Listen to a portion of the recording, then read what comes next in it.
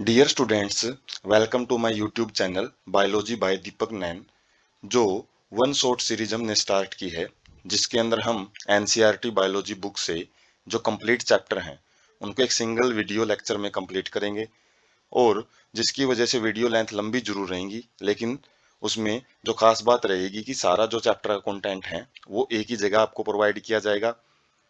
और साथ में हम केवल जो इम्पोर्टेंट लाइंस हैं, जो गोल्डन लाइंस हैं एनसीईआरटी की, जो एग्जाम पॉइंट ऑफ व्यू से इम्पोर्टेंट है, केवल उन्हीं को डिस्कस करेंगे।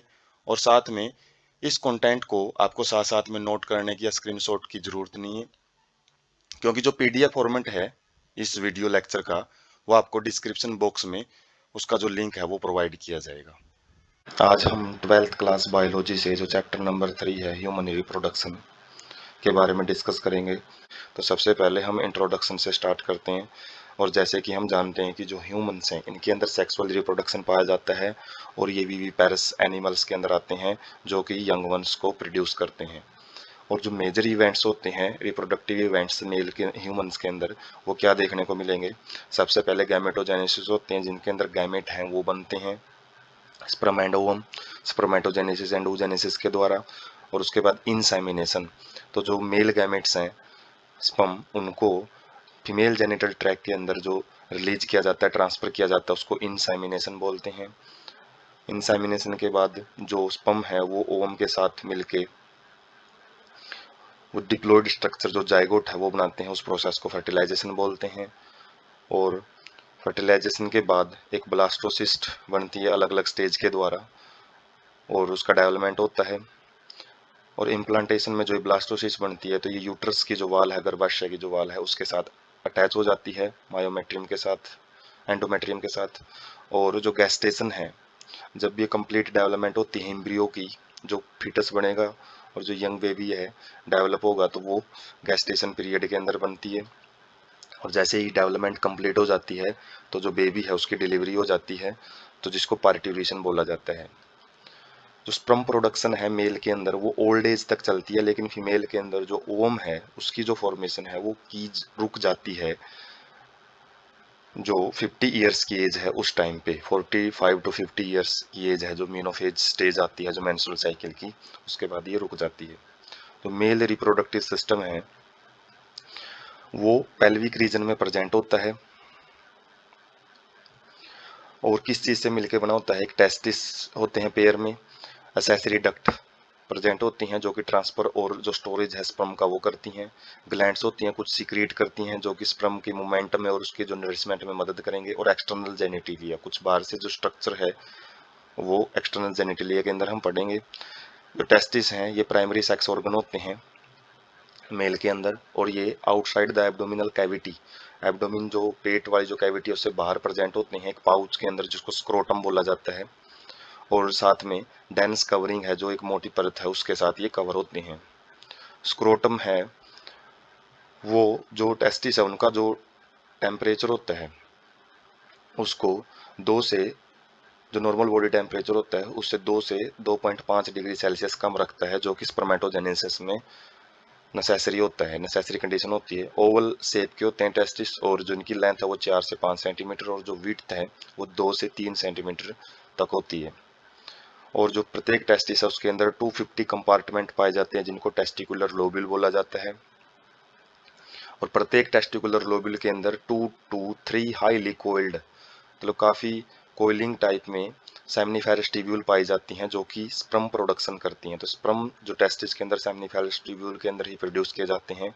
और सेमनीफेरस ट्यूब्यूल के अंदर 2 टाइप की जो सेल हैं वो पाई जाती हैं, मेल जर्म सेल्स जो कि मियोटिक मियोसिस होता है रिडक्शनल डिवीजन, जिसमें 4 सेल बनती हैं हैप्लॉइड सेल, तो वो स्पर्म फॉर्मेशन करती हैं। जो सर्टोली सेल है वो जो स्पर्म बनते हैं, जो जर्म सेल्स हैं, उनको नरिशमेंट प्रोवाइड करने का काम करती हैं। इंटरस्टिशियल स्पेस, कुछ खाली जगह प्रेजेंट होती है सेमनीफेरस ट्यूब्यूल के बाहर, उसको इंटरस्टिशियल स्पेस बोला जाता है।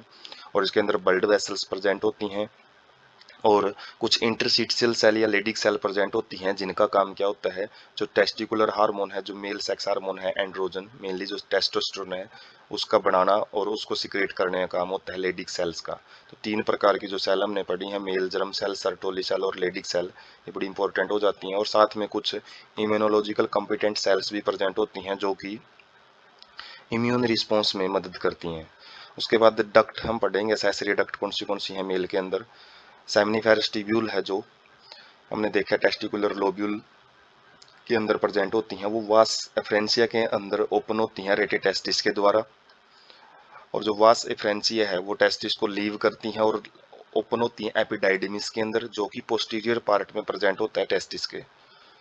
पाश्चात्य भाग बोलते हैं पोस्टीरियर को, और एक एंटीरियर होता है उसको अग्रभाग बोलते हैं, आगे वाला भाग पीछे वाला भाग, इस प्रकार से याद रख सकते हैं। एपिडाइडिमिस है जो वो वास्ट डिफरेंस के अंदर ओपन होती हैं, और जो वास्ट डिफरेंस है वो एब्डोमेन कैविटी में ऊपर की तरफ चलता है, एसेंट्स का मतलब ऊपर की तरफ जाना, और ये लूप बना के फिर यूरिनरी ब्लैडर से यूरेटर के में से लूप बना के फिर नीचे की तरफ यूरिथ्रा में आके ओपन होता है। और साथ में ये एक डक्ट है जो सेमिनल वेसिकल एक ग्लैंड है, सेसरी ग्लैंड, उससे एक डक्ट है, एक नाली है, उसको रिसीव करेगा, और जो कि यूरिथ्रा के अंदर लास्ट में यूरिथ्रा के अंदर जाके ओपन होएगा, जो कि एक इजैकुलेटरी डक्ट का काम करेंगी।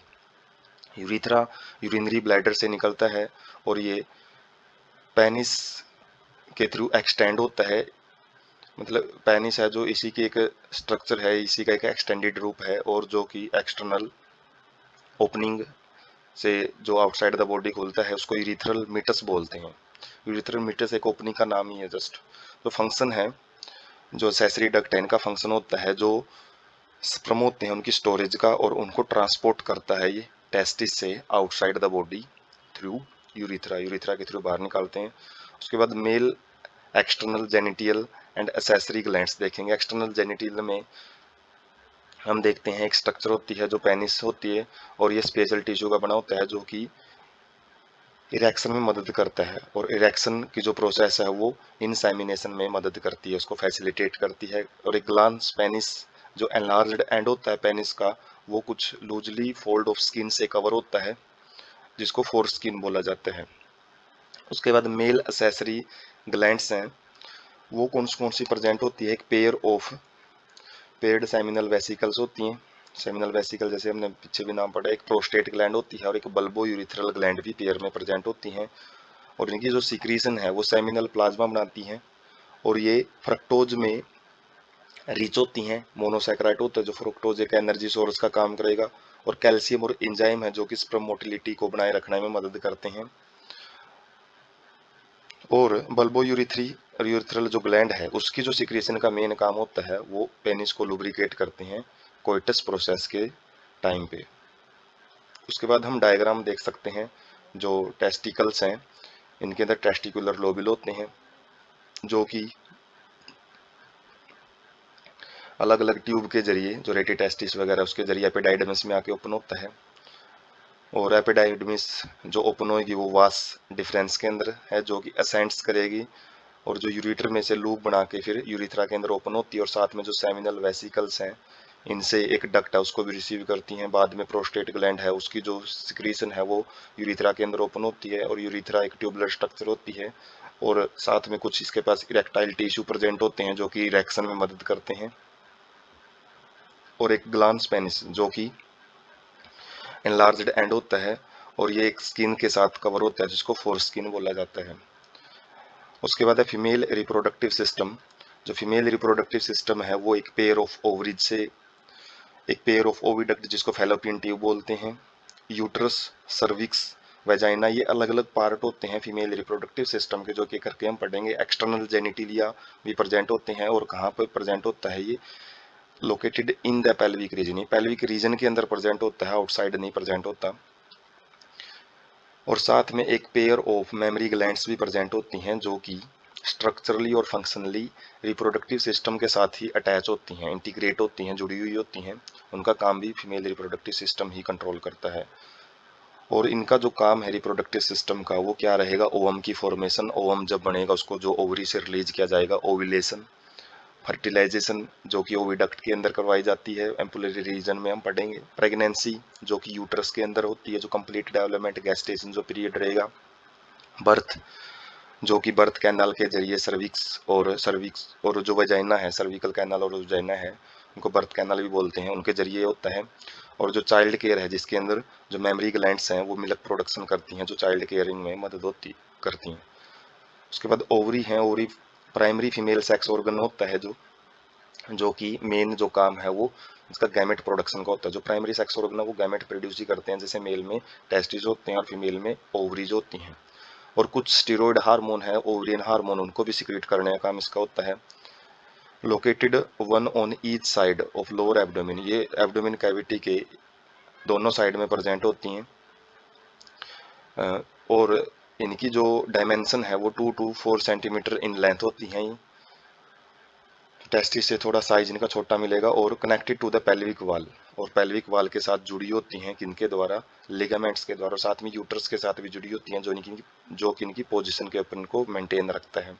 प्रत्येक जो ओवरी है वो थिन एपिथेलियम जो टिश्यू है उसके द्वारा कवर की होती है, और इसके अंदर जो भी मटेरियल होता है उसको ओवरियन स्ट्रोमा बोलते हैं। और ओवरियन स्ट्रोमा जो मैटर प्रेजेंट होता है ओवरी के अंदर, उसकी दो जोन होती हैं, एक बाहरी जोन जिसको पेरिफेरल कोर्टेक्स बोलते हैं और एक इनर जोन जिसको मेडुला बोला जाता है। ये कोर्टेक्स और मेडुला बहुत जगह पढ़ने को मिलते हैं, और ये पेरिफेरल रीजन के लिए हम कोर्टेक्स वर्ड यूज करते हैं बायोलॉजी में, और जो इनर रीजन होता है उसके लिए मेडुला वर्ड यूज किया जाता है।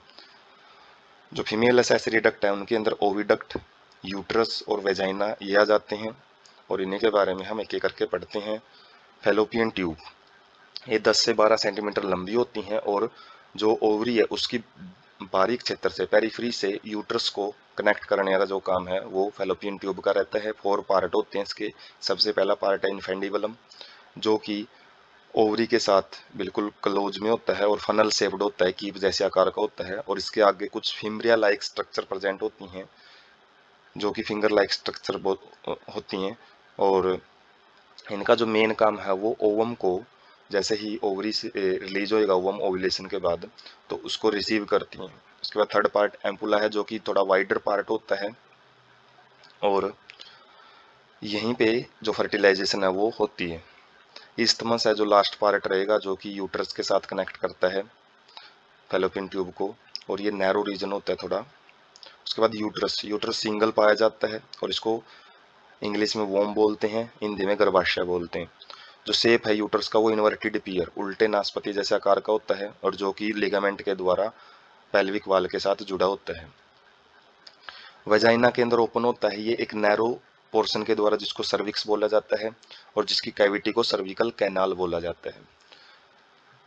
बर्थ कैनाल जो कि सर्विकल कैनाल और वेजाइना दोनों को मिला के बनती है, जो कि ड्यूरिंग दैट डिलीवरी जो पार्ट्यूरेशन होता है उसमें बड़ा इंपॉर्टेंट रोल प्ले करती है। जो वाल ऑफ द यूट्रस है वो 3 लेयर का बना होता है। पेरीमेट्रियम जो कि एक्सटर्नल थिन मेम्ब्रेन स्ट्रक्चर एक लेयर होती है, पतली मेम्ब्रेन से बना होता है, ये बाहरी परत होती है। उसके बाद मायोमेट्रियम जो कि मिडल लेयर होती है, थिक मोटी लेयर होती है, और इसमें स्मूथ मसल्स, और मसल्स का काम रहता है कॉन्ट्रैक्शन का। जब डिलीवरी होती है बेबी की उस टाइम पे स्ट्रॉन्ग कॉन्ट्रैक्शन यहाँ पे शो की जाती है मायोमेट्री में। उसके बाद है इनर मोस्ट लेयर है जो ग्लैंडुलर लेयर होती है, सिक्रीशन का काम भी रहता है इसका। और यही जो लेयर है वो साइक्लिकल चेंजेस में जाती है जब मेंस्ट्रुअल साइकिल होता है तब। तो पूछ लेते हैं कई बार कौन सी जो लेयर है वो यूट्रस की साइक्लिकल चेंजेस में जाएगी, वो एंडोमेट्रियम लेयर होती है। यही बार बार फॉर्म होगी, ब्रेक होगी, फॉर्म होगी, ब्रेक होगी जो मेंस्ट्रुअल साइकिल होता है उसके टाइम पे। उसके बाद फीमेल एक्सटर्नल जेनिटिलिया है जिसके अंदर जो स्ट्रक्चर है मोन्स प्यूबिस आ जाती है, जो कि कसन स्पंजी टाइप टिश्यू होता है, जो फैटी टिश्यू, और जो स्किन के द्वारा कवर होता है, और साथ में इसके पास प्यूबिक एयर भी प्रेजेंट होते हैं। और लेबिया मेजोरा, ये भी फ्लैसी फोल्ड होते हैं, स्किन के फोल्डिंग होती है स्किन की, extend down from the mons pubis, और मोन्स प्यूबिस से ये नीचे की तरफ प्रेजेंट होते हैं और वेजाइनल ओपनिंग को कवर करते हैं। लेबिया जो माइनोरा है वो भी पेयरिंग में पाए जाते हैं, और ये लेबिया मेजोरा के नीचे प्रेजेंट होते हैं। हाइमिन जो लेयर है ये मेम्ब्रेन होती है एक, जो कि वेजाइना की ओपनिंग को कवर करती है, पार्सली कवर करती है, और कई बार ये टोर्न हो जाती है फर्स्ट कोइटस के टाइम पे। और भी कोई रीजन होते हैं इसके, ब्रोकन हो जाती है कब, सडन फॉल, एकदम से यदि गिरते हैं, या फिर जोल्ट झटके वगैरह से भी ये ब्रेक हो जाती है। और जो वेजाइनल टैम्पम है जो कि मेंस्ट्रुअल साइकिल के टाइम पे यूज किए जाते हैं, उनके इंसर्शन में भी उनको यूज करते टाइम भी ये टोर्न हो जाती है। एक्टिव पार्टिसिपेशन, कुछ जो गर्ल्स हैं फीमेल्स हैं जो एक्टिव पार्टिसिपेशन करती हैं हॉर्स बैक राइडिंग में, घुड़सवारी में या साइकिलिंग में, तो उनमें भी ये टोर्न हो जाती है। और इन सम वुमेन्स हाइमेन परसिस्ट, और कई वुमेन्स में जो हाइमेन है वो फर्स्ट इंटरकोर्स के बाद भी परसिस्ट रहती हैं। तो इसलिए हाइमेन का रहना या फिर ना रहना, प्रेजेंस और एब्सेंस ऑफ हाइमेन, ये वर्जिनिटी को नहीं शो करता है, जो कि एक बहुत बड़ा मिसकंसेप्शन माना जाता है हमारी सोसाइटी के अंदर। क्लिटोरिस, क्लिटोरिस एक tiny finger like structure present होती हैं which lies at upper junction of two labia minora, labia minora के ऊपर वाले जंक्शन पे प्रेजेंट होती हैं, यूरिथ्रल ओपनिंग के ऊपर प्रेजेंट होती है क्लिटोरिस। उसके बाद हम डायग्राम देख सकते हैं फैलोपियन जो फीमेल रिप्रोडक्टिव सिस्टम है उसका। तो ये ओवरीज हैं, ओवरीज फिमरिया के साथ कनेक्ट होती हैं, फिमरिया वही है जो ओविलेशन में ओवम को रिसीव करते हैं। उसके बाद जो वाइडर पार्ट आ जाता है वो एम्पुलरी रीजन है। उसके बाद जो नैरोअर पार्ट आ जाता है वो इस्तमस है, और जो यही भाग है वो यूट्रस के साथ कनेक्ट करता है। ये लिगामेंट होते हैं जो कि ओवरी को अपनी जगह में मेंटेन रखते हैं, और जो यूट्रस है इसको वोम बोला जाता है। और फंडस भाग होता है इसका, ऊपर वाले भाग को फंडस बोलते हैं। 3 लेयर होती है इसकी, जो बाहर वाली लेयर होती है वो थिन मेम्ब्रेन की बनी होती है, पेरीमेट्रियम। उसके बाद मायोमेट्रियम मोटी लेयर होती है, जो अंदर वाली लेयर होती है उसको एंडोमेट्रियम बोलते हैं, और जो नीचे वाला पोर्शन होता है उसको सर्विक्स बोला जाता है। और जो वेजाइना है जो कि पेनिस को रिसीव करती है कोपुलेशन के टाइम पे, तो ये एक्सटर्नल ओपनिंग है जो जिसकी जो हाइमन के द्वारा कवर होती है, जो हमने अभी पढ़े हैं। उसके बाद मेमोरी ग्लैंड्स, मेमोरी ग्लैंड्स ये फीमेल मैमल्स का बड़ा करेक्टरिस्टिक्स होता है, और पेयर्ड स्ट्रक्चर, पेयर्ड में पाए जाते हैं, जो ब्रेस्ट कहलाती हैं, और ग्लैंडुलर टिश्यू इनके अंदर प्रेजेंट होते हैं, जिसके अंदर जो फैट की अमाउंट है वो अलग अलग देखने को मिलती हैं। जो ग्लैंडुलर टिश्यू है प्रत्येक ब्रेस्ट के अंदर वो 15 से 20 मेमोरी लोब के अंदर डिवाइड होते हैं, और इन लोब्स के अंदर जो सेल्स हैं वो क्लस्टर में पाई जाती हैं, एल्वोलाई नाम की सेल, जो कि लंग्स में भी देखने को मिलती हैं। जो सेल है एल्वोलाई की वो सिक्रीट करती है मिल्क, मिल्क प्रोडक्शन का जो काम है वो एल्वोलाई का रहता है, और जो मिल्क प्रोडक्शन के बाद उसको स्टोर किया जाता है ल्यूमेंस के अंदर। एल्वोलाई की जो नाड़ियाँ होती हैं, डक्ट होती हैं, पतली नाड़ियों को ल्यूमेंस बोला जाता है, तो उनमें इसको स्टोर किया जाता है। जो एल्वोलाई हैं वो मेमोरी ट्यूब्यूल्स के अंदर ओपन होती हैं, और जो ट्यूब्यूल्स हैं प्रत्येक लोब की सारी ट्यूब्यूल्स मिलकर मेमोरी डक्ट बनाती हैं, और काफ़ी सारे जो मेमोरी डक्ट मिलके हैं जो एक वाइडर पोर्शन बनाएंगे, जो एम्पुला, मेमोरी एम्पुला कहलाता है। और मेमोरी एम्पुला रीजन है, यही आगे जाके कनेक्ट होके लैक्टिफेरस डक्ट के जरिए आउटसाइड द बॉडी वो ओपन होता है। उसके बाद हम डायग्राम देख सकते हैं। डायग्राम में सबसे पहले जो मेमोरी लोब्यूल्स होते हैं इनके अंदर एल्वोलाई सेल्स क्लस्टर में पाई जाती हैं, और उसके बाद जो सेकेंडरी मेमोरी ट्यूब्यूल्स हैं, ये ट्यूब्यूल्स मिलकर मेमोरी डक्ट बनाती हैं, और मेमोरी डक्ट आगे जाके जो वाइडर पोर्शन है उसको मेमोरी एम्पुला बोलते हैं, और मेमोरी एम्पुला जब इकट्ठे मिलके एक जो लैक्टिफेरस डक्ट है वही बनाएंगे। और ये जो एक्सटर्नल जो ओपनिंग है वो निपल के जरिए बाहर ओपन होती हैं, और कुछ एक डार्क स्किन पोर्शन प्रेजेंट होती है निपल के आसपास, तो उसको एरियोला बोलते हैं। और फैट की मात्रा जो अलग अलग प्रेजेंट होती हैं, और ये जो इंटरनल पोर्शन होता है जिसमें रिब्स मसल्स, तो ये जो चेस्ट जो ब्रेस्ट रीजन होता है वहाँ पे प्रेजेंट होती हैं। उसके बाद हम गैमेटोजेनेसिस पढ़ते हैं। सबसे पहले मेल के अंदर जो स्पर्मेटोजेनेसिस प्रोसेस है उसके बारे में देखेंगे। तो स्पर्मेटोगोनिया ये क्या चीज़ होती है? इमेच्योर मेल जर्म सेल्स होती हैं ये, जो टेस्टिस के अंदर प्रेजेंट होती हैं, और स्पर्म्स को प्रोड्यूस करते हैं किसके द्वारा? स्पर्मेटोजेनेसिस के द्वारा। कब शुरू हो जाती है प्रोसेस? प्यूबरिटी के टाइम पे। Present on the inside wall of the seminiferous tubule, seminiferous tubule के अंदर वाली वाल पे प्रेजेंट होती हैं, और माइटोटिक डिवीजन के द्वारा पहले इनमें माइटोसिस होती है जिससे ये मल्टीप्लिकेशन करते हैं और अपना नंबर इंक्रीज करते हैं, जिसको मल्टीप्लिकेटिव फेज भी बोला जाता है। और इनके अंदर जो क्रोमोसोम 46 होते हैं इसलिए डिप्लॉयड बोला जाता है।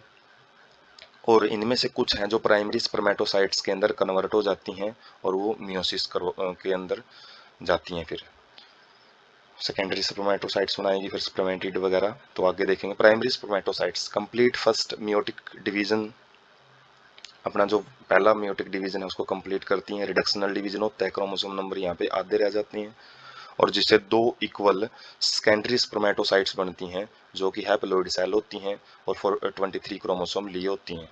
और ये आगे सेकंड मियोटिक डिवीजन होएगा जिससे आगे 4 इक्वल हैप्लॉइड स्पर्मेटिड्स जो स्ट्रक्चर हैं वो बनती हैं।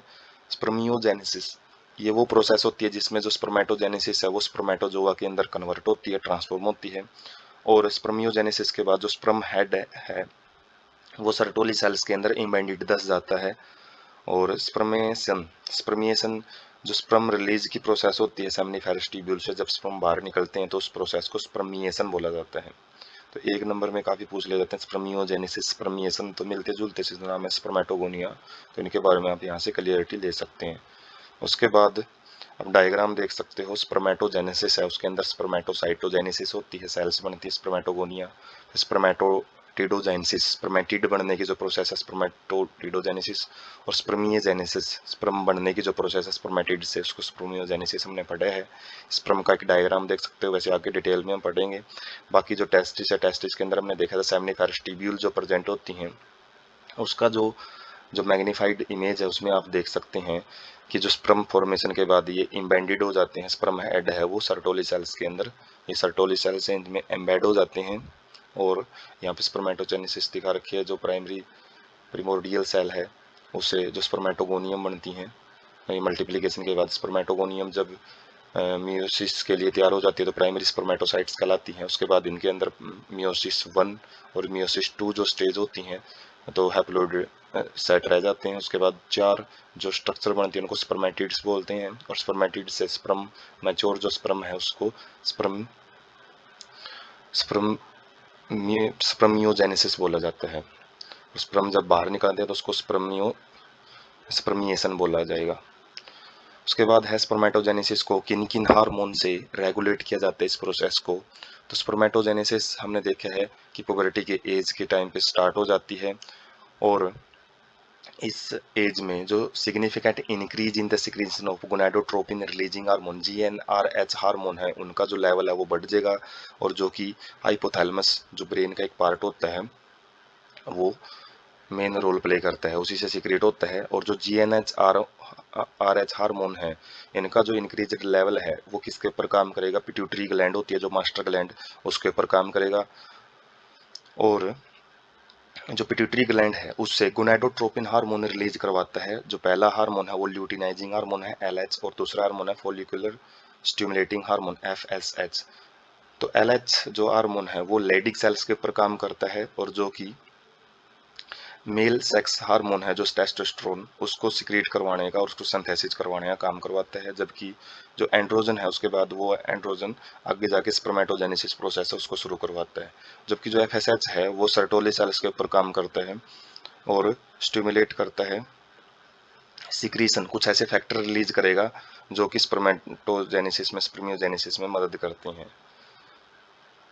उसके बाद हम डायग्राम से प्रोसेस समझ सकते हैं। जो GnRH हार्मोन है गोनाडोट्रोपिन रिलीजिंग हार्मोन हाइपोथैलेमस से रिलीज होएगा और ये एंटीरियर पिट्यूटरी के ऊपर वर्क करेंगे। एंटीरियर पिट्यूटरी क्या करेगा, दो मेन हार्मोन सीक्रेट करता है FSH and LH। FSH Sertoli cells के ऊपर काम करवा के एस्ट्रोजन हार्मोन, मेन जो एस्ट्रोजन हार्मोन है उसको सीक्रेट करवाता है और वही स्पर्मेटोजेनेसिस में मेन रोल प्ले करता है। और साथ में कुछ एक्स्ट्रा हार्मोन है जैसे इनहिबिन, ये प्रोसेस को रोकने के लिए।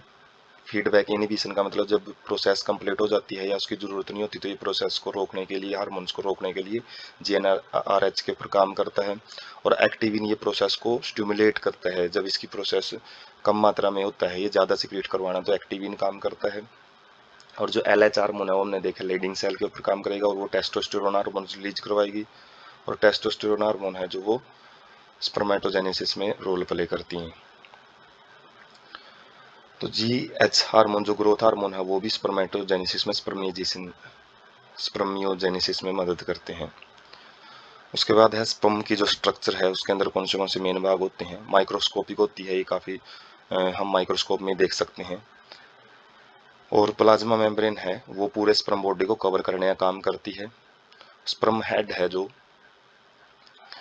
उसके अंदर हैप्लॉइड न्यूक्लियस प्रेजेंट होता है, जो भी सिंगल सेट ऑफ क्रोमोसोम है जो main portion of sperm head होता है। एक्रोसोम रीजन एंटीरियर पोर्शन पे अग्रभाग पे प्रेजेंट होता है जो कि कैप लाइक स्ट्रक्चर बनाता है, एक कैप लाइक स्ट्रक्चर से कवर भी होता है। और एक्रोसोम इंजाइम्स के द्वारा फिल्ड होता है जो कि ओवम है उस टाइम पे फर्टिलाइजेशन में मदद करते हैं। उसकी जो लेयर है जोना पेलोसिडा लेयर उसको डिजनरेट करके जो न्यूक्लियस है हैप्लोइड न्यूक्लियस को उसको फीमेल जाइगोट के अंदर ओवम के अंदर रिलीज करवाने का काम करते हैं। मिडल पीस के अंदर काफ़ी सारे नंबर में माइटोकॉन्ड्रिया प्रेजेंट होते हैं और ये एक स्पेशल अरेंजमेंट में प्रेजेंट होंगे, इसको माइटोकॉन्ड्रियन बोला जाता है। और ये एनर्जी प्रोडक्शन का काम करेंगे, जिससे टेल मूवमेंट करेगी।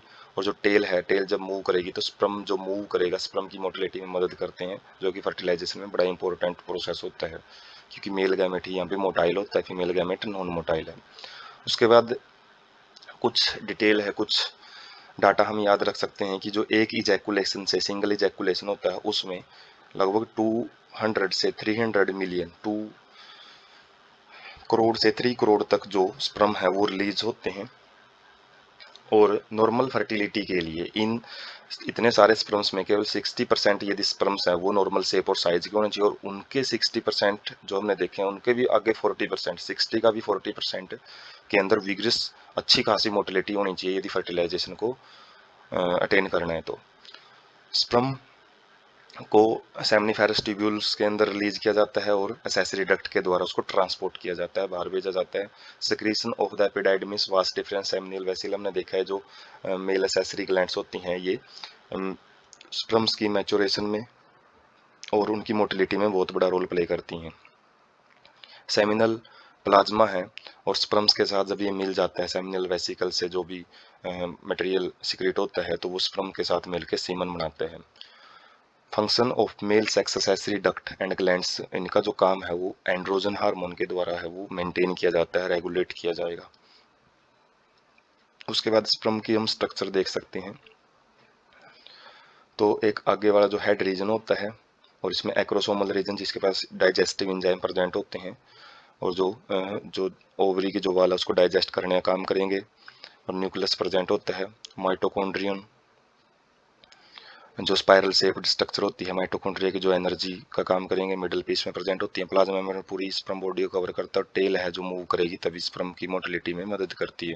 उसके बाद oogenesis, oogenesis जो प्रोसेस है, इसमें मैच्योर फीमेल गैमेट है वो बनते हैं और ये एम्ब्रियोनिक डेवलपमेंट होता है जब फीमेल जो गर्ल फीटस है उसी टाइम पे ये स्टार्ट हो जाते हैं। प्यूबर्टी में नहीं होते, ये प्यूबर्टी से बहुत टाइम पहले, जब बर्थ भी नहीं होता उससे पहले ये प्रोसेस है जो शुरू हो जाती है और काफ़ी कॉम्प्लेक्स प्रोसेस होती है। और कपल ऑफ मिलियन गैमेट्स, जहाँ पे जो लाखों की संख्या में जो मेल गैमेट्स होते हैं, गैमेट मदर सेल्स होती हैं, oogonia जैसे स्पर्मेटोगोनिया होती है, वो बन जाती हैं फीटल ओवरीज के अंदर ही।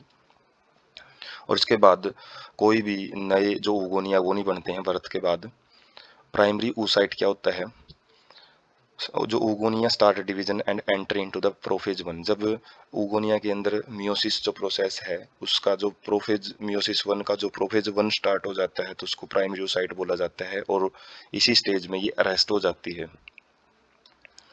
उसके बाद primary oocyte with in tertiary follicle, जो फॉलिकल हम आगे देखेंगे, टर्सरी फॉलिकल के अंदर अपने साइज में इंक्रीज करती है और अपना फर्स्ट मियोटिक डिवीजन है उसको कंप्लीट करती है। और अंडर डिवीजन, अनइक्वल डिवीजन यहाँ पे देखने को मिलेगा, इक्वल नहीं रहेगा, जिसके अंदर एक लार्ज हैप्लॉइड सेकेंडरी oocyte बनेगी, लार्ज साइज में बनेगी, और जो दूसरी है फर्स्ट पोलर बॉडीज है वो देखने को मिलेगी। सेकेंडरी oocyte है वो सारा का सारा जितना भी कंटेंट होता है प्राइमरी oocyte का, वो कंटेंट सेकेंडरी oocyte में चला जाता है, जबकि जो सेकेंडरी पोलर बॉडी उसके पास एक हैप्लॉइड सेट ऑफ क्रोमोसोम होता है, जो कि बाद में वो पोलर बॉडी डिजेनरेट हो जाती है। ओव्यूलेशन, ग्राफियन फॉलिकल है वो रप्चर हो जाती हैं जब ये मैच्योर ग्राफियन फॉलिकल, आगे की स्लाइड में पढ़ेंगे, और जो कि सेकेंडरी oocyte को रिलीज करेगी फर्टिलाइजेशन के लिए। और फर्टिलाइजेशन से थोड़ा टाइम पहले ही, जैसे ही स्पर्म एंटर करता है, तभी जो मियोसिस 2 है वो कंप्लीट होती है। आगे है फॉलिकल्स, और जो फॉलिकल्स अलग अलग टाइप की होती हैं, जिसमें सबसे पहले प्राइमरी फॉलिकल्स क्या होती हैं, जिसमें प्राइमरी जो oocyte है जो गैमेट मदर सेल से बनता है वो ग्रैनुलोसा सेल्स के द्वारा कवर हो जाता है, एक लेयर के द्वारा कवर होता है। और जो लार्ज नंबर की जो फॉलिकल्स हैं वो डिजनरेट हो जाती हैं, हमने देखा था लाखों की संख्या में जो गैमेट मदर सेल्स हैं वो बनती हैं, लेकिन प्यूबर्टी के टाइम पहुंचते पहुंचते 60 से लेकर 80,000 प्राइमरी फॉलिकल्स ही बचती हैं।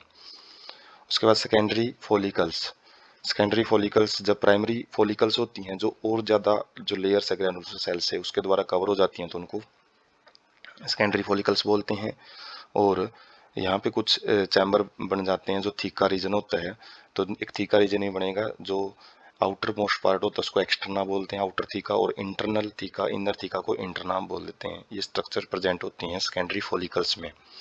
जो टर्सरी फॉलिकल्स हैं वो ट्रांसफॉर्म, जो सेकेंडरी टर्सरी फॉलिकल की जो मेन खास बात रहेगी उसके अंदर फ्लूइड फील्ड कैविटी प्रेजेंट होती है, एट्रियम, और ये सेकेंडरी फॉलिकल्स का ही मॉडिफाइड रूप होता है।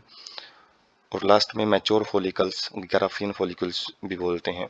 ये tertiary follicles further changes into secondary oocyte। तो जो टर्सरी फॉलिकल है उसमें जो सेकेंडरी oocytes है वो बनेगा, और साथ में उसके ऊपर जो लेयरिंग है, जोना पेलोसिडा लेयर, वो कवर होएगी। और ये मैच्योर ग्राफियन फॉलिकल से ओवम जब रिलीज होता है तो जो इसका बचा हुआ जो भाग होता है वही कॉर्पस ल्यूटियम है वो बनाता है। इसमें डायग्राम में हम देख सकते हैं जो oogenesis प्रोसेस है, इसमें माइटोसिस होती है जिससे नंबर इंक्रीज करती है, ओगोनिया होती हैं, काफ़ी सारे नंबर में प्रेजेंट होती हैं। और प्राइमरी जो oocyte हैं वो रेस्टेड हो जाती हैं इसी स्टेज के अंदर, प्राइमरी oocyte बन जाती हैं फीटल ओवरी के अंदर ही, बिफोर बर्थ, बर्थ से पहले ही बन जाती है। उसके बाद ये प्यूबर्टी के टाइम तक ये यहीं पे स्टेज, जो प्रोफेज स्टेज है उसी के अंदर रेस्ट रहेंगी, उसी के अंदर बंधी रहेंगी। और प्यूबर्टी के टाइम पे जो मियोसिस 1 है वो कंप्लीट होती है, मियोसिस 1 है वो स्टार्ट होएगी, प्राइमरी oocyte में कंप्लीट होएगी, और जिसके अंदर फर्स्ट पोलर बॉडीज है वो एप्लॉइड सेट लिए हुए है वो डाई हो जाती हैं। लेकिन जो मेन कंटेंट है वो हम देख सकते हैं, साइज लगभग सेम रहेगा, सेकेंडरी oocyte के अंदर रहेगा, प्लाज्मा वगैरह सारा कुछ, माइटोकॉन्ड्रिया। और यहाँ पे होएगी फर्टिलाइजेशन, और फर्टिलाइजेशन के से थोड़ा सा पहले ही यहाँ पे मेटाफेज स्टेज में रेस्ट रहेगी। और फर्टिलाइजेशन जब होगी, जैसे स्पर्म एंटर करेगा तो जो मियोसिस है वो कंप्लीट की जाएगी, जिसके द्वारा एक सेकेंडरी पोलर बॉडी बनेगी, और जो जाइगोट है वो यहाँ पे डेवलप होगा। उसके बाद जो प्रीमोर्डियल फॉलिकल्स हम देख सकते हैं यहाँ पे, फॉलिकल डेवलपमेंट के अंदर जो फॉलिकल्स हैं, तो इसमें प्राइमरी जो फॉलिकल है उसकी खास बात क्या है, उसके ऊपर सिंगल लेयर होती है ग्रैनुलोसा सेल्स की। जब ये ग्रैनुलोसा सेल्स का नंबर इंक्रीज, लेयर का नंबर इंक्रीज होता है तो वो सेकेंडरी फॉलिकल में कन्वर्ट हो जाती है, ग्रो करती है, ग्रो करके इसके अंदर एक फ्लूइड फील्ड कैविटी आती है जिसको टर्सरी फॉलिकल बोलते हैं। और बाद में मैच्योर जो ग्राफियन फॉलिकल है उसमें से जब ओवम रिलीज होता है तो जो बचा हुआ भाग है वही इसका कॉर्पस ल्यूटियम है। वो मेंस्ट्रुअल साइकिल में हमने पढ़ा है फर्स्ट चैप्टर में ही कि ये जो प्राइमेट्स होते हैं उनके अंदर एक रिप्रोडक्टिव साइकिल होता है, इवेंट्स होते हैं कुछ यहाँ पे, और वो इवेंट्स बार बार साइकिलिंग करते हैं, वो एक स्टेप के बाद दूसरे स्टेप उनके अंदर देखने को मिलेंगे। और कंडीशन क्या है मेंस्ट्रुअल साइकिल की, तभी होता है जब जो ओवम है वो फर्टिलाइज नहीं होता है। लैक ऑफ मेंसुरेशन, यदि मेंसुरेशन नहीं हो रहा है तो उसका वो किस चीज़ का इंडिकेशन है, प्रेगनेंसी का इंडिकेशन है, या फिर इरेगुलरिटी आ जाती है कई बार मेंसुरेशन में, तो वो स्ट्रेस की वजह से, पुअर हेल्थ है उसकी वजह से भी इरेगुलरिटी देखने को मिलती है। तो जो मेंस्ट्रुअल साइकिल है वो जो फर्स्ट मेंस्ट्रुअल साइकिल जब बिगिन होता है प्यूबर्टी के टाइम पे उसको मिनार्क बोलते हैं, और जो लास्ट मेंस्ट्रुअल साइकिल होता है जो कि 50 ईयर्स के आसपास होता है उसको मीनोफेज बोला जाता है। ह्यूमन फीमेल में जो मेंस्ट्रुअल साइकिल है उसका जो इवेंट्स है लगभग जो टाइम पीरियड है 28 टू 19 डेज, 29 डेज तक चलता है, और इसके अंदर कुछ इवेंट्स हैं वो साइकिलिंग रूप में चलेंगे। और जो मेंस्ट्रुअल, एक मेंस्ट्रुएशन से जो ब्लीडिंग फेज होता है उससे नेक्स्ट वाली जो ब्लीडिंग फेज है वो एक कंप्लीट मेंस्ट्रुअल साइकिल है वो बनाती है। उसके बाद one ovum is released ovulation during the middle of each menstrual cycle. तो मिडल जो मेंस्ट्रुअल साइकिल का जो 14वां दिन होता है उस टाइम पे ओव्यूलेशन प्रोसेस ओवम है उसको रिलीज किया जाता है। Cyclic menstruation is an indicator of normal reproductive, और यदि मेंस्ट्रुएशन का एक साइकिल है वो नॉर्मल टाइम पीरियड में कंप्लीट हो रहा है तो वो भी एक नॉर्मल रिप्रोडक्टिव फेज को शो करता है, और ये मिनारक से मीनोफेज तक चलता है। प्रेगनेंसी के टाइम पे जो इवेंट्स हैं मेंस्ट्रुअल साइकिल के वो सारे स्टॉप हो जाते हैं, और उस टाइम पे कोई भी मेंस्ट्रुएशन देखने को नहीं मिलता है। उसके बाद हम अलग अलग जो स्टेजेज हैं वो देख सकते हैं मेंस्ट्रुअल साइकिल की, जो कंप्लीट 28 डेज तक चलेगा, फर्स्ट से लेकर 28 तक। लेकिन यहाँ पे जो हार्मोनल लेवल है वो कैसे कम ज़्यादा होंगे, जो ओवरी के अंदर जो ओवम प्रोसेस है वो कैसे कोरिलेट करेगी, तो ये 4 प्रोसेस हैं अलग अलग जो अलग अलग इवेंट दिखाए गए हैं। तो फर्स्ट में हम FSH जो फोलिकुलर स्टिमुलेटिंग हार्मोन और LH ल्यूटिनाइजिंग हार्मोन है जो इंटीरियर पिट्यूटरी से रिलीज होते हैं उनका लेवल हम देख सकते हैं। कि वो मिडल ऑफ द, जब ओव्यूलेशन होता है 14 डे के आसपास, इनका जो लेवल है वो काफ़ी पीक पे चला जाता है। और इसी पीक पे जाने की वजह से जो हमने अलग अलग स्टेज पढ़ी हैं oogenesis के अंदर, जो टर्सरी फॉलिकल है मैच्योर फॉलिकल बनेगी, मैच्योर फॉलिकल के बाद जो ओव्यूलेशन होएगा उसी को करवाने में रोल प्ले करती हैं। उसके बाद जो कॉर्पस ल्यूटियम है वो यहाँ पे बनता है और लास्ट में ये डिजेनरेट भी हो जाता है यदि फर्टिलाइजेशन नहीं होती है तो। और ओवरियन हार्मोन का जो लेवल है वो देख सकते हैं, एस्ट्रोजन है वो भी पीक पे रहेगा, लेकिन जो प्रोजेस्टेरोन है वो हार्मोन कॉर्पस ल्यूटियम की वजह से रहता है, तो जब ये बनता है तो इसका लेवल पीक पे रहेगा, जैसे डिजेनरेट हो जाएगा तो इसका लेवल एकदम से नीचे गिर जाएगा। और जो एंडोमेट्रियम की जो लेयर है उसकी थिकनेस है वो देख सकते हैं ब्लीडिंग फेज को शो कर रहा है। और ये ब्लीडिंग फेज में जो वाल है वो थीन हो जाती है और उसके बाद वाल की जो फॉर्मेशन है, थिकनेस है वो बढ़ती रहेगी। और 14 डे जब ओव्यूलेशन होता है उस टाइम पे जो वाल है वो भी कंप्लीट पीक पे चली जाती है। क्यों? ताकि फर्टिलाइजेशन यदि हो तो उसको रिसीव किया जा सके। और इसके अंदर आर्ली वेस्कुलराइज्ड का मतलब ये है कि ब्लड वेसल्स की सप्लाई की जाती है, पूरा इसको प्रिपेयर किया जाता है फर्टिलाइज्ड ओवम को रिसीव करने के लिए, इम्प्लांटेशन के लिए। और जो ये जो थिकनेस है उसको मेंटेन करने का काम कॉर्पस ल्यूटियम का जो प्रोजेस्टेरोन हार्मोन है वो करता है। लेकिन यदि फर्टिलाइजेशन नहीं होगी तो जो कॉर्पस ल्यूटियम है वही डिजेनरेट हो जाएगा, तो प्रोजेस्टेरोन हार्मोन की कमी होगी, जिसकी वजह से जो ये वाल है वापस थिन हो जाती है और नेक्स्ट जो मेंस्ट्रुअल साइकिल है वो स्टार्ट हो जाता है। उसके बाद है फेज ऑफ मेंस्ट्रुअल साइकिल, किस किस फेज में मेंस्ट्रुअल साइकिल है वो कंप्लीट होता है। तो मेजर इवेंट्स हैं वो मेंस्ट्रुअल फेज है। सबसे पहले साइकिल जो स्टार्ट होता है मेंस्ट्रुअल फ्लो के साथ स्टार्ट होएगा, जो कि 3 से 5 दिन तक चलता है। जो मेंस्ट्रुअल फ्लो है उसके अंदर break down of endometrium lining, जो एंडोमेट्रियल की जो लाइनिंग है, जो एंडोमेट्रियम लेयर है वो टूटेगी, इसमें ब्रेक होएगी। और ब्लड वेसल्स हैं जो वो क्या बनाती हैं, एक लिक्विड बनाती हैं जो कि वेजाइना के थ्रू बाहर निकलता है। उसके बाद फॉलिकुलर फेज, फॉलिकुलर फेज में जो प्राइमरी फॉलिकल्स हैं वो मैच्योर होंगी और उनका साइज इंक्रीज होएगा। और ग्राफियन फॉलिकल है जो एंडोमेट्रियम है वो भी अपना जो रीजनरेशन है, जो अपनी प्रोसेस है, थिकनेस है वो दोबारा बनानी शुरू करेगी प्रोलिफरेशन के द्वारा, नंबर ऑफ सेल इसमें इंक्रीज होंगी। उसके बाद ओव्यूलेशन, जिसको ओव्यूलेटरी फेज भी बोलते हैं, जिसके अंदर जो LH का लेवल होता है, LH का लेवल वो सबसे ज़्यादा सर्ज पे रहेगा, मतलब पीक पे रहेगा, और जिससे जो ग्राफियन फॉलिकल हैं वो रप्चर होंगी और उससे जो ओवम है वो रिलीज किया जाएगा। उसके बाद ल्यूटल फेज, ल्यूटल से कॉर्पस ल्यूटियम से नाम आया है, जिसके अंदर ओव्यूलेशन के बाद जो बचा कुछ भाग होता है ग्राफियन फॉलिकल का वो कॉर्पस ल्यूटियम है उसको बनाता है। उसके बाद मेंस्ट्रुअल साइकिल है वो देख सकते हैं हम, फॉलिकुलर फेज है, यहाँ पे फॉलिकल्स डेवलप होती हैं, ओव्यूलेशन है, कॉर्पस ल्यूटियम है। और ये कॉर्पस ल्यूटियम है प्रोजेस्टेरोन और एस्ट्रियोडोल दो हार्मोन सिक्रीट करेगा। और प्रोजेस्टेरोन का लेवल पीक पे है, तो इसका मतलब क्या है कि यहाँ पे जो वाल की थिकनेस है उसको मेंटेन किया गया है। और जो एंडोमेट्रियम लेयर है वो भी हम यहाँ पे थिकनेस और थोड़ा सा डिटेल में देख सकते हैं। उसके बाद है regulation of menstrual cycle, menstrual cycle को रेगुलेट करने वाले कौन से हार्मोन हैं किनके द्वारा कंट्रोल किया जाता है। तो चेंजेस हैं जो ओवरी और यूट्रस में, वो पिट्यूटरी और ओवरिन हार्मोन के द्वारा कंट्रोल किए जाते हैं, जैसे हमने डायग्राम में भी देखा था। जो सिक्रीशन है गोनाडोट्रोपिन की, LH और FSH की, वो इंक्रीज होती है आराम आराम से फॉलिकुलर फेज के अंदर, और ये बिल्कुल पीक पे चली जाती है जब ओव्यूलेशन होता है। स्टिमुलेट्स फॉलिकुलर डेवलपमेंट, और इसका काम क्या होता है, फॉलिकल की डेवलपमेंट को स्टिमुलेट करना, उसको बढ़ाना। और एस्ट्रोजन हार्मोन है उनको भी सिक्रीट करवाती हैं ये फॉलिकल, जो ग्रोइंग फॉलिकल है उनसे। और जो LH और FSH है वो पीक पे बिल्कुल हाइट पे चले जाते हैं मिडल ऑफ द साइकिल 14वें दिन। और जो रैपिड सिक्रीशन है,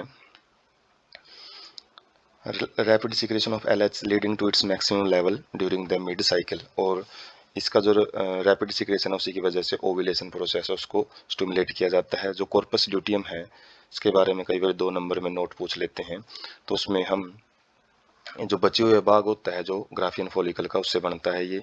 और ये large amount of progesterone hormone है उसको सिक्रेट करता है, और इसका काम क्या होता है, एंडोमेट्रियम लेयर की जो थिकनेस है उसको मेंटेन करने का।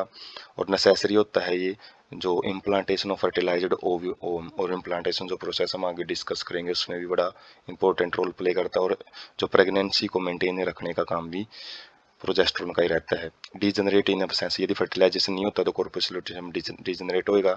इसके डीजनरेशन होने की वजह से जो प्रोजेस्टेरोन हार्मोन है उसमें कमी आएगी और एंडोमेट्रियम जो लेयर है वो भी डीजनरेट डिसइंटीग्रेट हो जाएगी, जिससे कि मेंस्ट्रुअल फ्लो है वो होता है और एक नया जो साइकिल है वो यहाँ से मार्क हो जाता है, यहाँ से शुरुआत हो जाती है उसकी।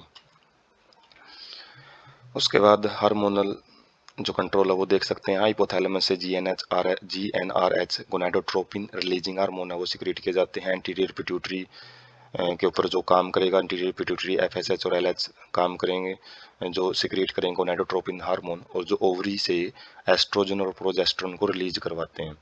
और इनका एक पॉजिटिव फीडबैक भी रहता है 12वें से 14वें दिन जो फॉलिकुलर फेज होती है, क्योंकि उस टाइम इनकी जो पीक पे पहुंचाना होता है इनको, और जब ये पीक के बाद जब इनकी प्रोसेस कंप्लीट हो जाती है, इनका काम कंप्लीट हो जाता है, तो इनको नेगेटिव फीडबैक के द्वारा वापस इनकी जो लेवल है उनको कंट्रोल किया जाता है। और जो प्रोजेस्टेरोन और एस्ट्रोजन हार्मोन है ये यूट्रस की एंडोमेट्रियम लेयर है उसके ऊपर वर्क करते हैं। उसके बाद है फर्टिलाइजेशन, बड़ा इंपॉर्टेंट क्रूशियल स्टेप होता है सेक्सुअल रिप्रोडक्शन का।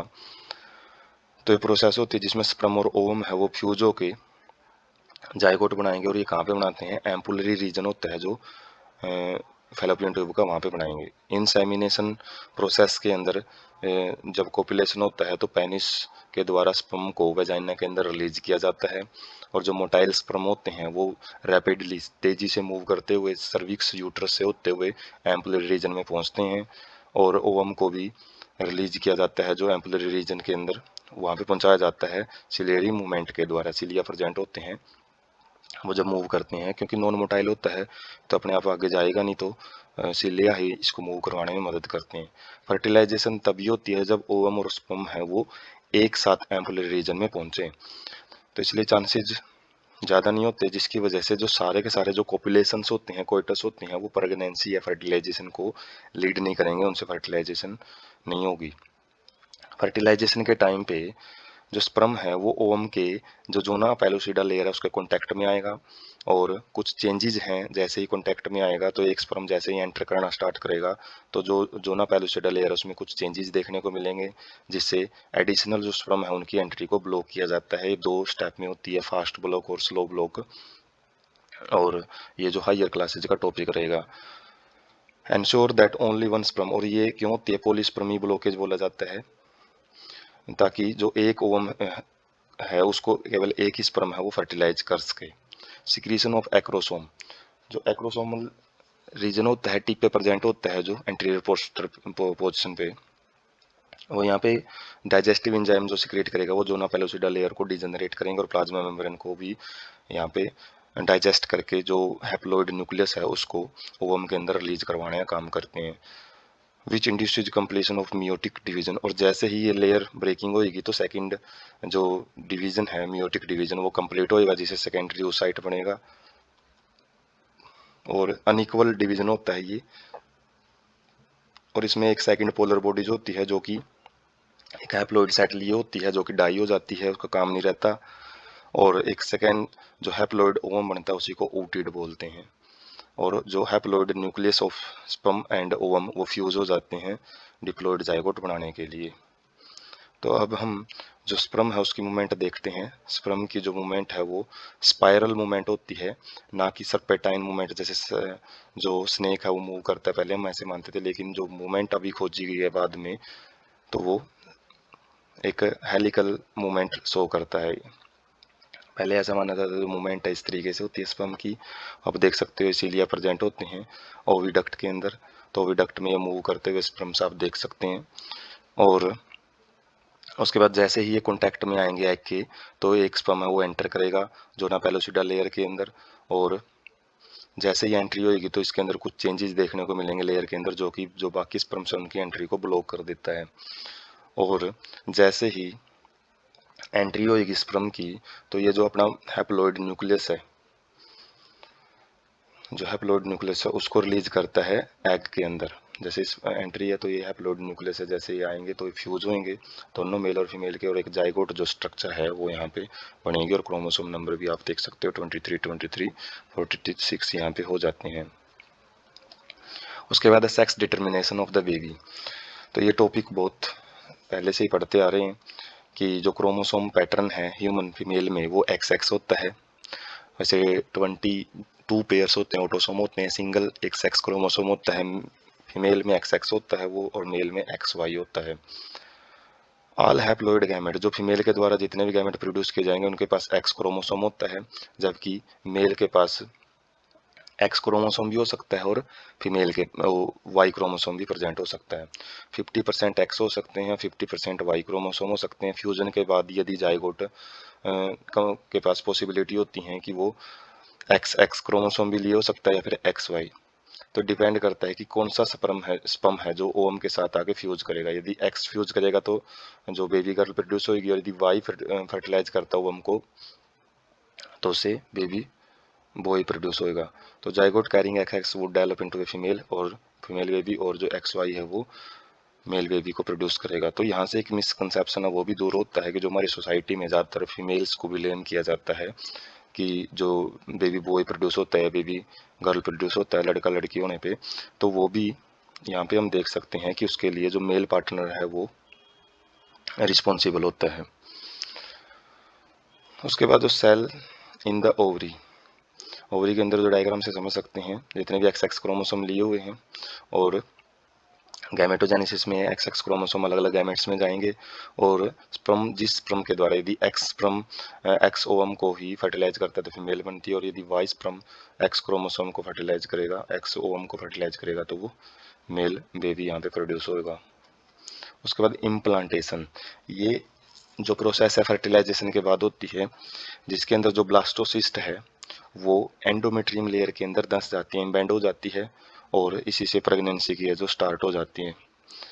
तो इससे पहले कुछ क्लीवेज देखने को मिलते हैं, जैसे जाइगोट है, जाइगोट के जैसे बना है तो वो इस्थमस रीजन में आएगा, और इस्थमस रीजन के बाद वो यूट्रस के अंदर एंटर करता है, और जैसे ये मूवमेंट करता है तो 2 सेल बनेगी, इसमें डिवीजन होते रहेंगे, 2 से 4, 4 से 8, 8 से 16।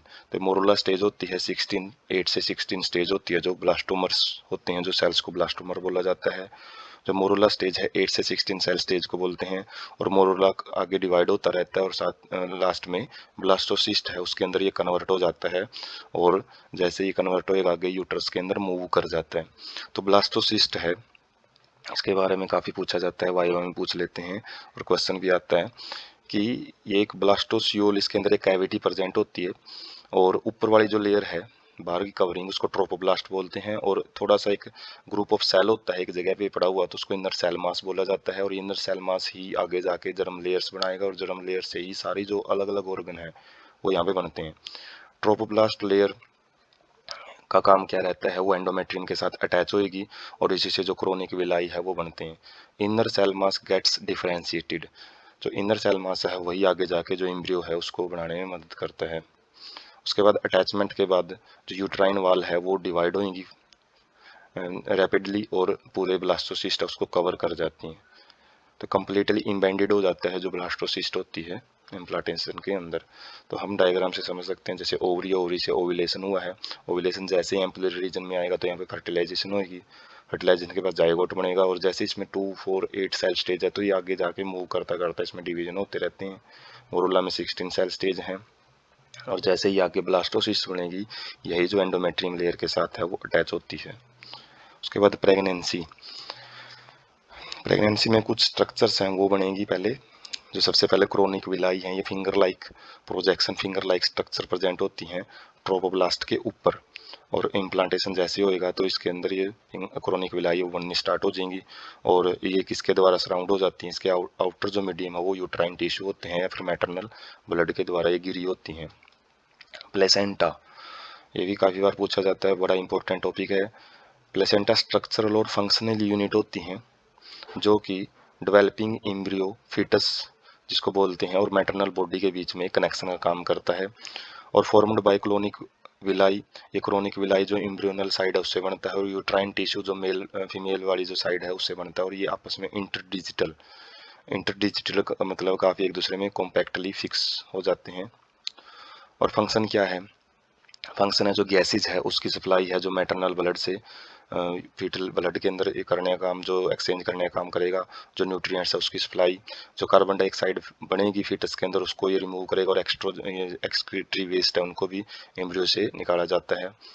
और एम्ब्रियो के साथ ये एक अम्बिलिकल कॉर्ड के साथ अटैच होता है, जो कि सब्सटेंस जितने भी यहाँ पे ट्रांसपोर्ट होंगे उसको एम्ब्रियो के अंदर भेजेगा और एम्ब्रियो से लेके भी आएगा। एक ट्यूब होती है वैसे, जो कि बर्थ के टाइम पे रिमूव की जाती है।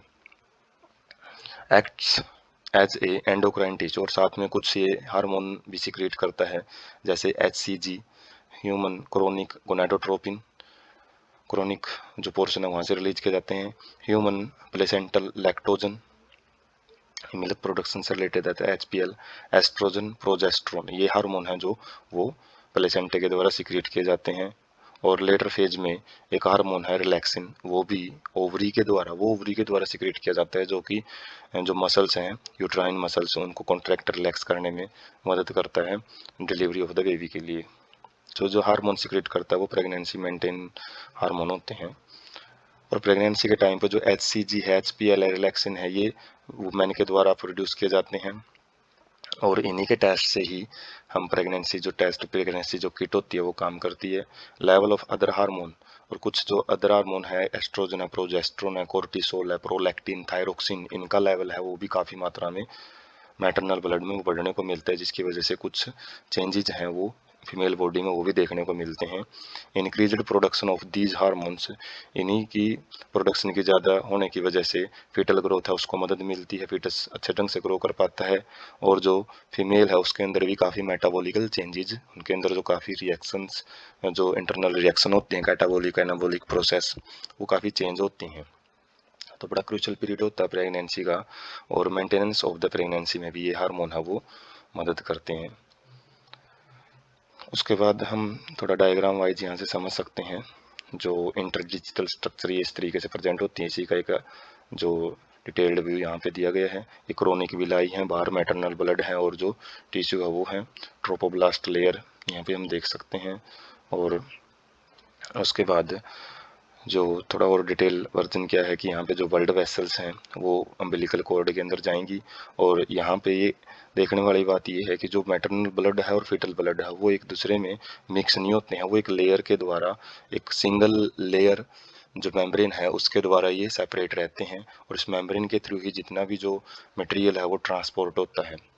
तो जो मटेरियल इनके जरिए ट्रांसपोर्ट होगा वही अम्बिलिकल कॉर्ड में जाएगा। तो कुछ सर्टेन ड्रग्स होती हैं वो भी इसके जरिए कई बारी जो यदि मदर है वो ड्रिंक करती है प्रेगनेंसी के टाइम पे, तो उससे भी डैमेज होने का जो खतरा रहता है जो फीटस है उसके ऑर्गन्स का। तो इसलिए अवॉइड किए जाते हैं। काफ़ी सारे केमिकल्स हैं, काफ़ी सारी दवाइयाँ हैं, वो भी यूज़ नहीं करनी होती प्रेगनेंसी में, जिससे कि फीटल ग्रोथ को बड़ा ही इफेक्ट देखने को मिलता है। उसके बाद एम्ब्रियोनिक डेवलपमेंट। तो एम्ब्रियोनिक डेवलपमेंट इम्प्लांटेशन से जस्ट बात शुरू हो जाती है। जो इनर सेल मास है वो एक्टोड्रम आउटर लेयर बनाता है, एक्टोड्रम 3 जर्म लेयर होते हैं, ट्रिप्लोब्लास्टिक एनिमल्स में हम आते हैं। तो एक्टोड्रम बनती है, एंडोड्रम इनर लेयर होती है, और कुछ टाइम के बाद है जो मीजोड्रम भी है वो भी बनना शुरू हो जाती है। तो 3 जर्म लेयर्स हैं, ये सारे आगे जाके जितने भी टिश्यू हैं अडल्ट में वही इन्हीं के द्वारा बनाए जाते हैं। Stem cells, inner cell mass के अंदर कुछ ऐसी सेल्स होती हैं जिनके पास किसी भी टाइप की सेल बनाने की जो कैपेसिटी होती है, टोटीपोटेंसी उसको बोला जाता है, और वो किसी भी टाइप के ऑर्गन में मदद करती हैं। तो प्रेगनेंसी टाइम पे यही जो स्टेम सेल्स हैं कई बारी टिश्यू ब्लड से मदर ब्लड में आ जाती हैं, तो कुछ ऑर्गन इंजरी वगैरह यदि होती है मदर को तो उसमें भी ये मदद करती हैं। तो मदर यदि फीटस का ग्रोथ में रोल प्ले कर रही है तो फीटस भी अपना जो रिटर्न में मदर की मदद करता है प्रेगनेंसी के टाइम पे। ह्यूमन प्रेगनेंसी है जो 9 महीने तक चलती हैं, और जिसके अंदर हम कुछ चेंजेस देख सकते हैं। जैसे सबसे पहले जो फर्स्ट मंथ है उसके अंदर एम्ब्रियो का जो हार्ट है वो बन जाता है, और एम्ब्रियो की जो हार्ट है उसकी साउंड को हम स्टेथोस्कोप के द्वारा सुन सकते हैं। यही फर्स्ट साइन होता है ग्रोइंग फीटस का। आफ्टर सेकंड मंथ, दूसरे मंथ के बाद जो फीटस है वो उसके अंदर जो लिम्स है, हाथ पैर है, वो बनने शुरू हो जाते हैं, और उसके अंदर जो उंगलियां हैं वो भी बननी स्टार्ट हो जाती हैं। 12 वीक्स होते हैं जो फर्स्ट ट्राइमेस्टर, 3 महीने बाद जो most of the major organ, जो मेन ऑर्गन है, लंग्स हैं, किडनी है, ठीक है, वो भी बनना शुरू हो जाती हैं। और फॉर एग्जांपल जैसे लिम्ब है, एक्सटर्नल जेनिटलिया ऑर्गन है, जो एक्सटर्नल जेनिटलिया है वो भी यहाँ पे डेवलप होना स्टार्ट हो जाते हैं। ड्यूरिंग 5th मंथ, 5वें महीने बाद, जो 5वें महीने के टाइम फर्स्ट मूवमेंट है फीटस की, वो यहाँ पे देखने को मिलती है। जो किक वगैरह कई बार बोलते हैं मूवीज वगैरह में, देखो किक मार रहे हैं, तो वो किक है जो वो 5th मंथ के बाद ही स्टार्ट होती हैं। और अपीयरेंस ऑफ द हेयर, और साथ में जो हेड है, हेड के ऊपर जो हेयर है वो भी यहाँ पे अपीयर होना स्टार्ट हो जाते हैं। 12 वीक्स, जो कि सेकंड ट्राइमेस्टर है, 6 महीने के बाद जो बॉडी है उसके ऊपर भी फाइन हेयर है, छोटे छोटे हेयर है वो उगने शुरू हो जाएंगे। आईलेट्स हैं, जो आंखों की पुतलियां हैं वो भी सेपरेट हो जाती हैं। और आई लैसेज हैं, जो जो भौहें हैं, और जो आंखों की पुतलियों पे जो छोटे छोटे हेयर होते हैं वो भी यहाँ पे बनने स्टार्ट हो जाते हैं। और आफ्टर 9 मंथ, 9 महीने के बाद जो प्रेगनेंसी का 9 महीना होता है उसमें फीटस पूरी तरीके से डेवलप हो जाता है और डिलीवरी के लिए रेडी हो जाता है। तो यहाँ पे हम अलग अलग स्टेजेस देख सकते हैं। रियल जो डायग्राम है, ऑर्गन वगैरह नहीं है, लेकिन यहाँ पे हम देख सकते हैं किस प्रकार से एक सिंगल जो सेल है, फर्टिलाइज्ड एग है, वो कंप्लीट एम्ब्रियो के अंदर डेवलप होता है। और एम्ब्रियो में काफ़ी नंबर में जो सेल प्रेजेंट होती हैं, एक अडल्ट के अंदर 100 ट्रिलियन जो सेल होती हैं वो एक सिंगल सेल से ही बनी हुई होती हैं। और ये जो भी इंफॉर्मेशन होती है वो ये 23 जो पेयर क्रोमोसोम उसी के पास होती है। तो देख सकते हैं फर्स्ट डे में फर्स्ट डिवीजन होता है, 1 से 5 दिन के बाद 4 सेल बनती हैं।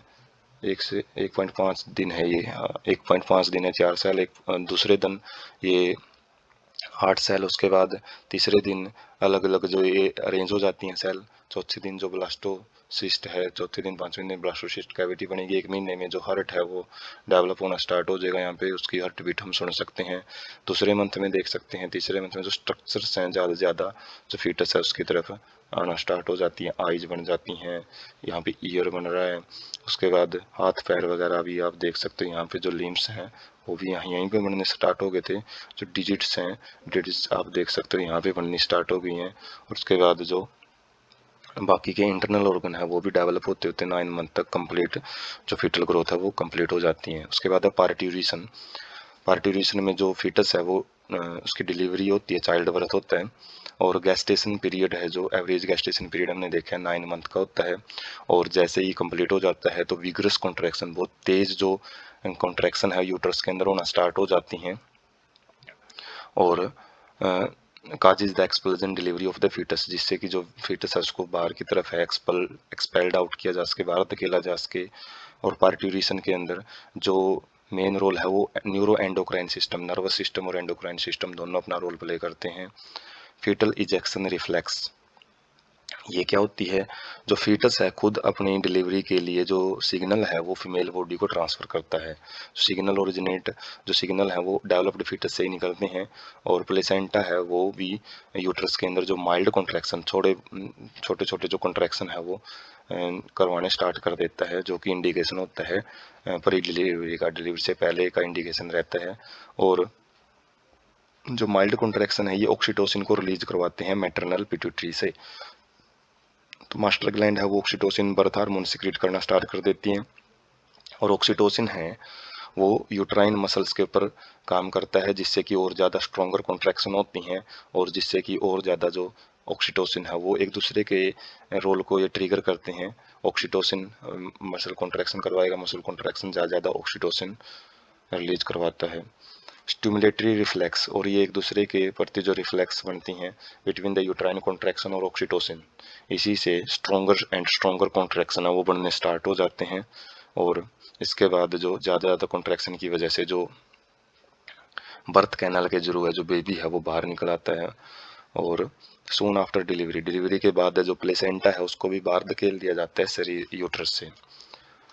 उसके बाद आप पिक से समझ सकते हैं, जो 9 मंथ ओल्ड फीटस यहाँ पे देख सकते हैं, अलग अलग पार्ट हैं ये। और first stage of cervix dilates, dilates का मतलब जो सर्विक्स का जो रीजन है वो डायलेट होना स्टार्ट हो जाता है, ताकि जितना ज़्यादा ये डायलेट होगा, खुलेगा, तो उस हिसाब से जो बेबी है वो बाहर निकलना स्टार्ट होएगा। उसके बाद सेकंड स्टेज में जो बेबी है वो इमर्ज होना स्टार्ट हो जाता है, हेड रीजन बाहर निकलेगा। उसके बाद जो प्लेसेंटा है उसको भी बाहर धकेल दिया जाता है, निकाल दिया जाता है थर्ड स्टेज के अंदर। उसके बाद लैक्टेशन, लास्ट स्टेप रहेगा ये प्रोसेस होती है जिसके अंदर जो यंग बेबी है उसको फीड करने के लिए जो मेमोरी ग्लैंड्स हैं उसके अंदर कुछ डिफ्रेंशिएशन होंगे प्रेगनेंसी के टाइम पे, कुछ सेल हैं वो डिफ्रेंशिएट करेगी, और जो मिल्क प्रोड्यूसिंग सेल्स हैं एलोवेलाई सेल्स के अंदर प्रेजेंट होती हैं मिल्क प्रोडक्शन स्टार्ट करेंगी, और at towards the end of the pregnancy help the mother in feeding the newborn, और ये मदद करती हैं नए जो जन्मे बच्चे को, नवजात बच्चे को फीड करवाने में, उसको पोषण देने में। और प्रेगनेंसी के कुछ जो डिलीवरी है, डिलीवरी के कुछ टाइम के बाद लैक्टेशन के जो लैक्टेशन होता है उसके अंदर जो मिल्क है उसकी जो कंपोजिशन है थोड़ी सी अलग होती है, उसके अंदर काफ़ी सारी एंटीबॉडीज होती हैं, काफ़ी सारा प्रोटीनस नेचर होता है, फैट भी अच्छी खासी होती है। तो वो किस चीज़ के लिए ज़रूरी होती है, जो यंग बेबी हैं उनको एंटीबॉडीज का जो मेन काम होता है उसको ज़्यादा अच्छे तरीके से डेवलप करने के लिए, ताकि उनकी बीमारी की जो रोग प्रतिरोधक क्षमता इम्यून सिस्टम है उसको इम्प्रूव किया जा सके, उनका काम होता है। IgA टाइप की एंटीबॉडीज यहाँ पे देखने को मिलती हैं। कई बार पूछ लेते हैं एक नंबर क्वेश्चन में ऑप्शन टाइप में, breast feeding during the initial period of infant, जो नवजात का जो शुरुआती पीरियड होता है उसमें डॉक्टर्स के द्वारा ये ब्रेस्ट फीडिंग बहुत ज़्यादा रिकमेंड की जाती है, 6 महीने तक रिकमेंडेशन होता है। इसका दोनों को फ़ायदा रहता है कि जो हेल्थी बेबी है उसकी भी अच्छे ढंग से पालन पोषण होता है, और मदर है जो कि एक ब्रेस्ट कैंसर कॉमन होता है, तो ये ज़्यादातर जो मदर ब्रेस्ट फीडिंग नहीं करवा पाती तो उनके अंदर ज़्यादा देखने को मिलता है, तो ब्रेस्ट फीडिंग से ब्रेस्ट कैंसर है उसको भी रिड्यूस किया जा सकता है।